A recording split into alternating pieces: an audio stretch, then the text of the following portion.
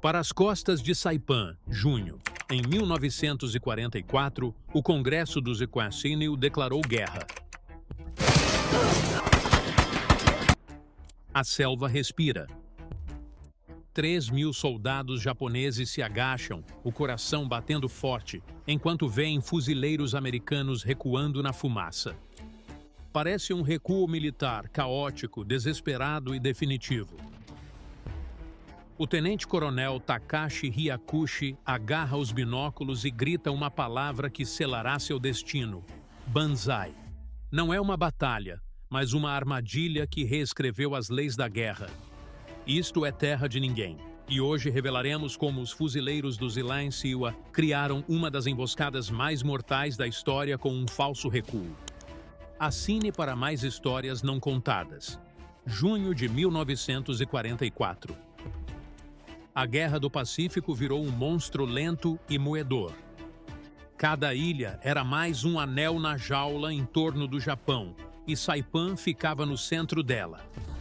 Afloramento vulcânico, 2.400 quilômetros ao sul de Tóquio, não era apenas mais um alvo. Era a chave para atacar as ilhas principais do Japão. De Saipan, os B-29 Superfortress americanos podiam atingir Tóquio pela primeira vez. Quem controlasse Saipan controlaria o futuro da guerra. Ambos os lados sabiam. A ilha era um pesadelo. Penhascos, corais pontiagudos e uma selva sufocante que engolia homens. Os japoneses passaram meses a fortificando, cavando cavernas, abrindo túneis nas rochas, transformando cada cume em uma fortaleza.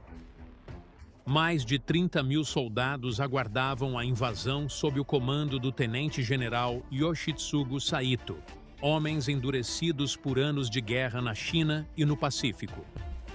Suas ordens eram morrer antes de render. Para eles, morte em batalha não era tragédia, mas transcendência. No USS Rocky Mount, o tenente-general fuzileiro naval Roland Smith examinava mapas à luz vermelha.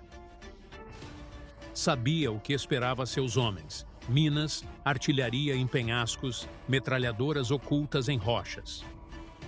Assalto direto seria suicídio, mas Smith aprendera algo crucial em campanhas prévias, como em Guadalcanal e Tarawa. Os japoneses não eram imprevisíveis, eram fanaticamente consistentes. Eles seguiam o código Bushido, que glorificava o ataque e via o recuo como vergonhoso. Não apenas lutavam, perseguiam. Essa falha, a faísca de genialidade. Se os japoneses não resistiam a atacar ao sentir fraqueza, talvez a fraqueza virasse arma. O pessoal de Smith chamou de loucura, ele de matemática. Os fuzileiros navais não só lutariam em Saipan, mas encenariam um recuo, real o bastante para atrair o inimigo dos bunkers, aniquilando-os com artilharia pré-mirada e fogo naval. A ideia era radical, até mesmo herética. Todo manual dizia para nunca ceder terreno. Mas Saipan não era um livro didático. Era a garganta do Império do Japão. E se transformar o recuo em engano pudesse salvar milhares de vidas americanas, então Smith estava disposto a arriscar. O palco estava montado para uma das armadilhas mais audaciosas da história militar moderna, uma que deixaria a selva encharcada de sangue e mudaria a guerra para sempre. Nas salas de guerra do USS Rocky Mount, o plano tomou forma sob a luz de um lampião. O General Holland, Howling Mad, Smith, reuniu a equipe e delineou o que nenhum manual militar ousou sugerir: um recuo controlado feito para parecer caos. Os japoneses creriam estar a ver os fuzileiros ceder, quando, de fato, entrariam numa zona de extermínio calculada ao milímetro. Toda a operação dependia de uma frágil ilusão: o medo. Oficiais navais debateram-na. Senhor, o recuo é contra o que fomos treinados, protestou um coronel.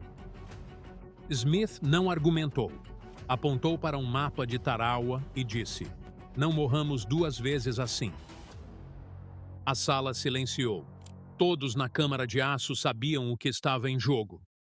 Um ataque frontal custaria milhares. Um engano, se funcionasse, poria fim à luta em uma noite. Mas se um só esquadrão entrasse em pânico, viraria um desastre. O planeamento foi quase uma peça teatral. Cada fuzileiro tinha o seu papel. Os atiradores recuariam em ondas escalonadas, abandonando espingardas, capacetes e caixas quebradas para dar a ilusão de pânico. Metralhadores e morteiros ficariam atrás das linhas de cume, à espera do sinal. Artilheiros navais em contratorpedeiros passavam noites calculando as trajetórias de artilharia que precisavam cair a 30 jardas de precisão. Muito aberto, o inimigo fugiria. Muito fechado, matariam seus homens. Até as alegadas peças de artilharia abandonadas foram sabotadas, com canos inutilizados para não serem usadas contra os fuzileiros em retirada. Cada movimento foi coreografado para parecer improvisado. Soldados ensaiaram desordem, aprendendo a tropeçar e parecer aterrorizados sem quebrar a formação. Operadores de rádio criaram falsas chamadas de socorro para reforçar a ilusão, enquanto observadores logavam coordenadas de tiro como rotas de recuo. Era parte plano de batalha, parte teatro e parte experiência psicológica, que testaria não só a coragem, mas a confiança. O maior desafio não eram os japoneses. Era o instinto humano defender a posição. Fuzileiros lutavam para avançar, nunca cedendo. Agora, eram obrigados a agir como covardes perante um inimigo que não teria piedade caso hesitassem. Mas Smith lembrou-os. Não se tratava de fugir. Era atrair. Faremos que creiam que estamos vencidos, disse, e então os venceremos de verdade. Ao se aproximar de Saipan, cada detalhe já estava fechado. Ninhos de metralhadoras ocultos sob redes de camuflagem, equipes de morteiros aguardando na segunda linha e oficiais de fogo naval prontos para despejar aços sobre alvos pré-determinados. Médicos ensaiaram rastejar ao iniciar o engano. Era uma operação tão arriscada que, se os japoneses não mordessem o isco, poderia virar um massacre. Mesmo assim, os fuzileiros estavam prontos. Eles aprenderam a lutar como matemáticos e logo transformariam o pânico em arma. O desembarque iniciou ao amanhecer, 15 de junho de 1944. 8.000 fuzileiros chocaram contra ondas e corais, arrastando-se por praias sob fogo de artilharia e metralhadoras. O céu cheirava a pólvora e sal. Homens entravam na água, suja de sangue e óleo, com palmeiras chicoteando como punhos cegos. Palmo a palmo, os americanos tomaram a costa, mas o interior da ilha era um mundo diferente. Cumes vulcânicos, corais afiados e túneis escavados na rocha, onde os defensores japoneses esperavam como víboras enroladas. O progresso tornou-se um avanço penoso. Cada metro custava vidas. Por 3 dias, o avanço rastejou. A noite trazia o pior. Contra-ataques aos gritos, assaltos fanáticos que testavam até os fuzileiros mais experientes. A doutrina japonesa prezava o ataque e desonrava o recuo. Eles atacariam com baionetas a brilhar e corpos empilhados como ondas. Esses ataques desfeitam unidades em outras ilhas. Comandante após comandante tinha sangrado por cada cume. O general Holland Smith observou o avanço da batalha e viu a oportunidade no padrão. O inimigo buscava a fraqueza aparente. A inteligência reportou concentrações na planície de Tonopag. Interseções de rádio indicavam um contra-ataque coordenado. Na tarde de 19 de junho, o teatro foi ensaiado. Ordens discretas desceram pela linha. Retirada controlada, iniciar. Os fuzileiros ensaiaram essa coreografia de dia. Recuar um passo, derrubar uma caixa, deixar rolar um capacete, simular pânico sem quebrar a disciplina. Era um teatro perigoso, um passo em falso e a atuação tornava-se real. observadores marcaram coordenadas atrás da linha. Marinheiros em cruzadores calculavam o tiro. Equipes de morteiro camuflaram posições na retaguarda. Cada movimento foi cronometrado.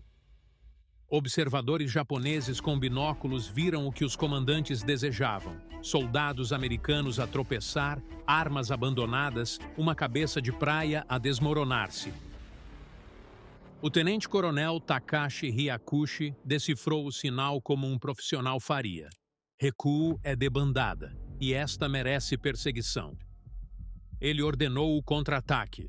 O que se seguiu foi o cálculo humano previsível da guerra, a disciplina a ceder ao ímpeto. As primeiras formações mantiveram-se, depois começaram a correr. O cântico subiu, um velho grito de guerra impulsionando-os. Aquela corrida foi a dobradiça da armadilha. Para os japoneses, era vitória iminente. Para os fuzileiros, era o momento que esperavam em toda a campanha. A ilusão de colapso fora vendida com perfeição. Agora, restava a geometria do fogo fazer o que a encenação tinha convidado: transformar o ataque em carnificina. Ao anoitecer de 19 de junho, a selva de Saipan respirava guerra. O calor cintilava nas serras vulcânicas, o fumo pairava baixo como uma névoa e o pulsar da selva acelerava a cada avanço japonês. Os homens do tenente-coronel Hyakushi avançaram em massa, proferindo o seu ancestral brado de Banzai.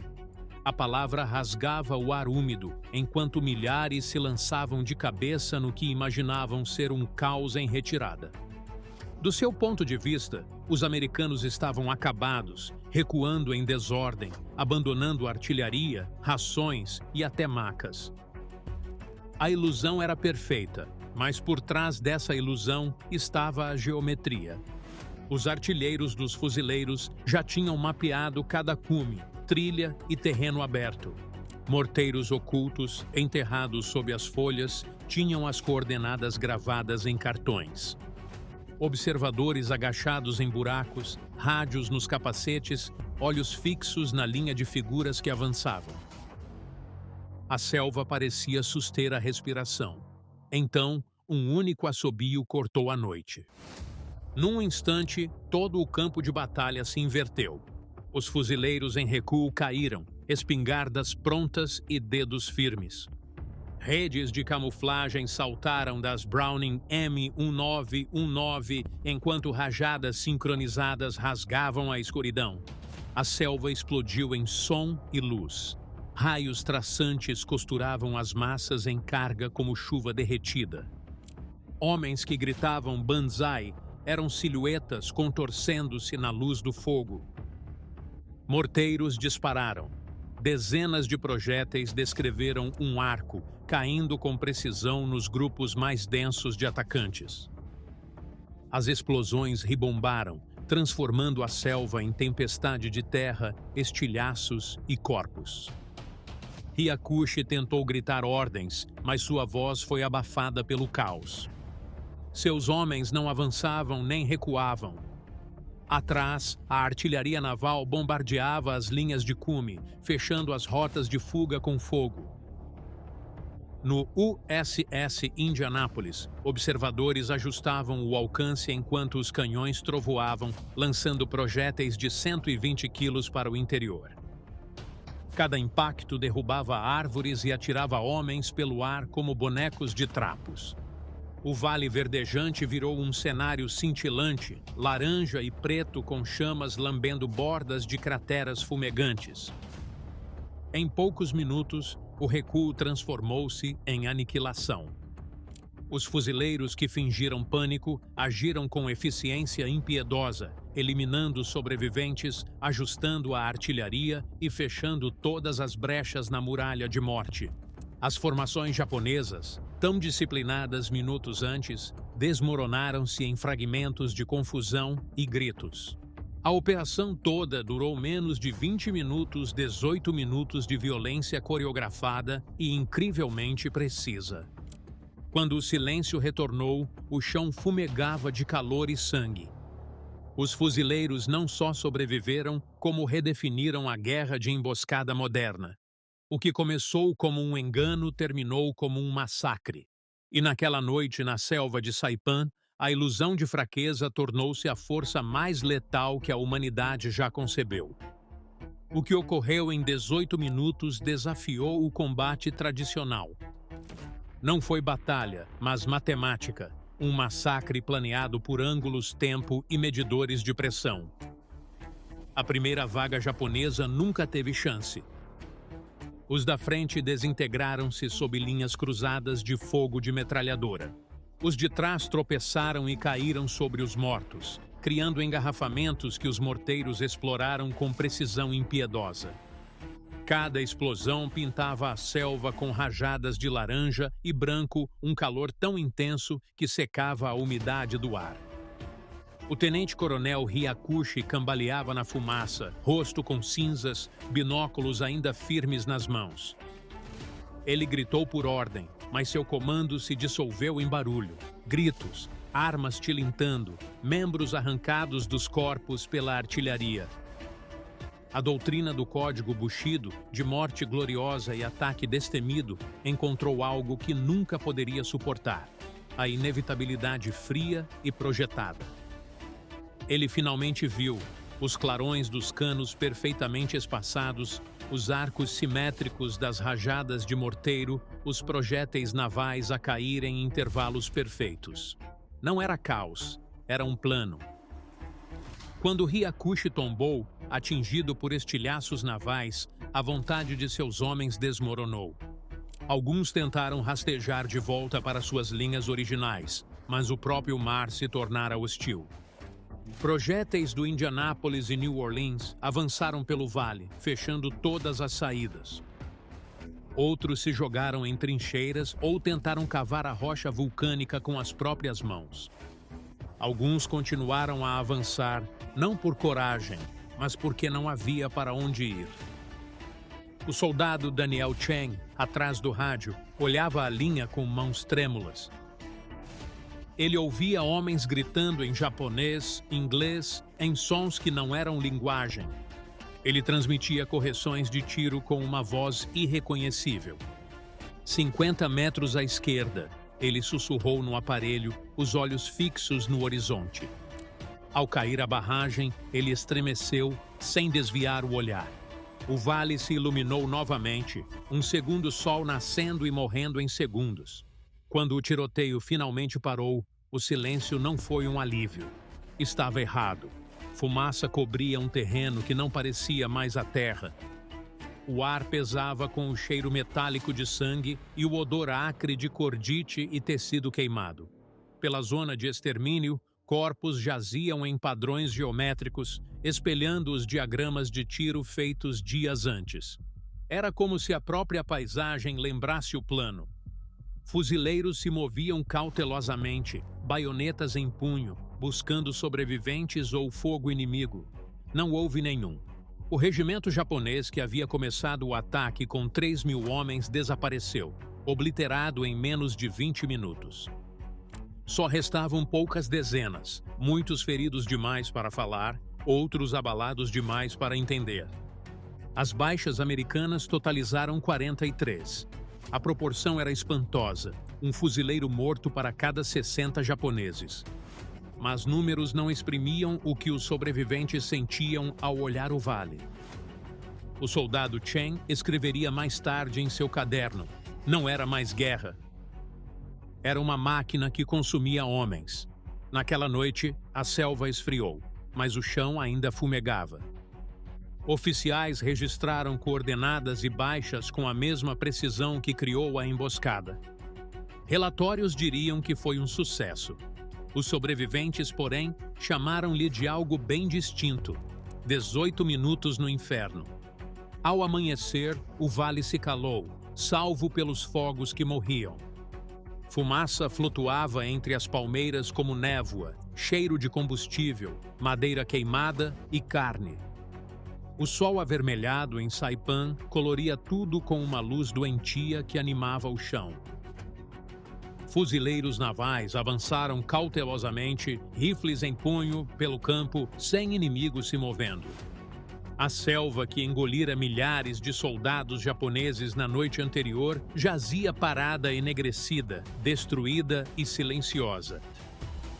O general Smith chegou após o nascer do sol. Seu jipe parou no cume com vista à zona de extermínio. De lá, a destruição parecia uma geometria em cinzas. Os maiores montes de corpos estavam no centro exato do campo, o coração da armadilha, e pequenos grupos nas bordas, onde alguns tentaram fugir. O oficial de Smith notou o padrão em voz alta. "Senhor, é quase belo." Smith não respondeu. A palavra não combinava. Médicos procuravam sobreviventes entre os mortos, mas muitos japoneses já haviam feito sua escolha. Muitos seguravam granadas junto ao peito. Outros tinham cortado a própria garganta para não se renderem. Os que respiravam recusavam água ou morfina, preferindo o silêncio à captura. Fuzileiros endurecidos se sentiram abalados. "Eles já não estavam lutando", sussurrou um cabo. "Tinham simplesmente sumido." O relatório oficial de baixas listaria cerca de 2.800 japoneses mortos ou desaparecidos. Os americanos tiveram 43 mortos e pouco mais de 100 feridos. A proporção era inédita, uma emboscada perfeita em teoria. Os números não traduzem a sensação de andar por lá. A lama estava tão espessa de sangue que se agarrava às botas como alcatrão. O ar zumbia de moscas antes do meio-dia. O soldado Daniel Chen, radiotelegrafista, chocava-se no campo que destruíra, a voz rouca de tanto chamar fogo. Ele não via vitória nem vingança, só o zumbido nos ouvidos e os rostos inexpressivos o olhando do chão. Ao pedirem um comentário ao general Smith, ele olhou para a selva queimada e disse: "Usamos o orgulho deles contra eles." E então se virou. A declaração apareceu nos jornais como um triunfo, mas para aqueles que lá estiveram, soou como um epitáfio não só para o inimigo, mas para algo dentro deles mesmos. A armadilha em Saipan funcionara na perfeição, demasiado bem. A vitória em Saipan foi decisiva, mas não pareceu uma. Para os fuzileiros que sobreviveram, a vitória veio com náusea. Nos dias seguintes, tratores moveram-se pelo vale, empurrando milhares de corpos para valas comuns. Capelães sussurravam preces em meio à fumaça e ao silêncio, com moscas em densas nuvens que pareciam sombras flutuantes. Soldados que celebraram a noite anterior, com rostos vazios, agora cobriam com terra o que foram homens. Alguns choravam em silêncio. A maioria nada disse. A mente humana não tinha compartimento para o que testemunhara. O General Smith foi agraciado com medalhas e telegramas de louvor. Seu recuo tático inovador foi exaltado em Washington como uma verdadeira obra-prima de engano no campo de batalha. Mas os relatórios higienizavam tudo.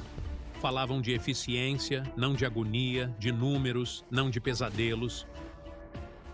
Em cartas à esposa, o tom de Smith era diferente. "Inteligente, chamam", escreveu, "mas é má palavra para mortes tão previsíveis." Essas palavras nunca vieram a público. O falso recuo virou lenda do dia para a noite. Oficiais de inteligência o tornaram doutrina, nomeando o horror Operação Falso Recuo. Manuais de treino dissecaram cada detalhe. O tempo, o espaçamento, a manipulação psicológica. Diagramas da zona de extermínio apareceram nas salas de aula de quântico, onde novos oficiais traçavam o fogo da artilharia como coreografia. No papel, era perfeito, as linhas limpas da lógica militar. Na memória, uma cicatriz. Para os homens em terra, fantasmas voltaram para casa com eles. Anos depois, as mãos do soldado Daniel Chen ainda tremiam ao segurar um rádio. Ele não suportava o som da estática. Lembrava-o das missões de fogo, de coordenadas sussurradas entre gritos. Outros sobreviventes despertavam à noite com explosões fantasma ou o eco do assobio que transformou o recuo em morte. Alguns bebiam, alguns rezavam. Alguns nunca mais falaram de Saipan. Para historiadores, a emboscada marcou um divisor na Guerra do Pacífico, onde a astúcia e a mente superaram a força bruta como a principal arma dos EUA. Mas para quem esteve lá, Saipan provou uma verdade sombria. A guerra recompensa quem reprime a humanidade por mais tempo. O Vale Deixado não era apenas campo de batalha, mas um aviso, uma demonstração de como a inteligência e a crueldade se confundem quando os números passam a ter sentido. Saipan foi conquistada, mas em cada homem que combateu ali, algo fundamental se perdeu para sempre. Nos meses seguintes a Saipan, a tática que começou como uma aposta desesperada evoluiu para um procedimento operacional padrão. Comandantes no Pacífico estudavam os relatórios da batalha com a reverência de escrituras. A expressão retirada controlada entrou no vocabulário dos fuzileiros, brilhante e sinistra. Em Tinian, foi repetida. Em Peleliu, refinada. Em Okinawa, virou arte, armadilha invisível, não de arame farpado, mas de psicologia humana. Mesmo sabendo da armadilha, os comandantes japoneses não resistiram. O condicionamento cultural superava a cautela. Para eles, recuo era desonra, falha que exigia reparação imediata via ataque. Estrategistas americanos exploraram esse instinto sem dó. Cada aparente fraqueza era isca, cada movimento calculado para manipular o orgulho do oponente. O que Sun Tzu escreveu há 2000 anos, finge desordem e ataca-o, renasceu através de frequências de rádio, grelhas de artilharia pré-definidas e coordenação naval. O antigo engano do falso recuo encontrou a sua forma mecanizada moderna. Mas a vitória teve um preço imensurável. Os fuzileiros de Saipan voltaram para desfiles, medalhas e aplausos vazios. Uns sorriam para as câmeras, outros as fitavam. Registros oficiais chamaram-lhe obra-prima tática. Veteranos, a noite em que a selva gritou.